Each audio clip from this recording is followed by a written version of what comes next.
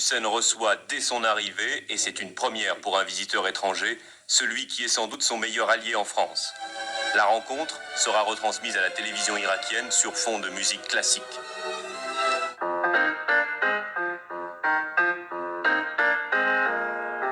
Jean-Marie Le Pen est arrivé aujourd'hui à Bagdad où il avait rendez-vous avec Saddam Hussein. Le leader du Front National, qui conduit une délégation parlementaire des droites européennes, a adopté depuis longtemps une attitude favorable à l'Irak, en prenant le dialogue et surtout la négociation. La classe politique française évoque une démarche honteuse et irresponsable. Sur les dernières images de Bagdad que viennent de nous faire parvenir Isabelle Béchler et Dominique Merlin, le commentaire de Dominique Derda. Avion spécial et tapis rouge, Jean-Marie Le Pen arrive à Bagdad avec les honneurs du gouvernement irakien et à la tête d'une délégation de 8 députés des droites européennes. À Paris, on reproche beaucoup de récupérer cette situation. Qui est on? La classe politique à Paris. Oh, la classe politique, l'ensemble de pourris qui se débat dans les problèmes de fausses factures, de détournement de fonds, qui se débat avec la crise de la jeunesse, avec beaucoup d'autres choses de ce style qui s'occupent de leurs propres affaires avant de s'occuper de ce que je fais.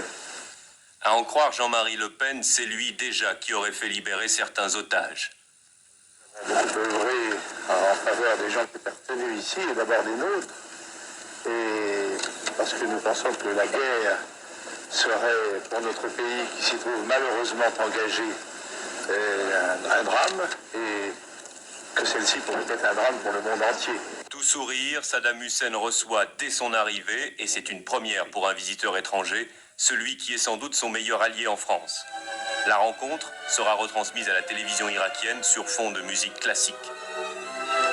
À la fin de l'entretien, le leader du Front National déclarera avoir obtenu la libération d'otages européens sans en préciser ni le nombre ni la nationalité.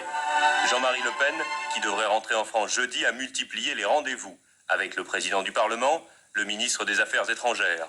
De Saddam Hussein, il dit avoir été frappé par sa volonté de dialogue et de paix.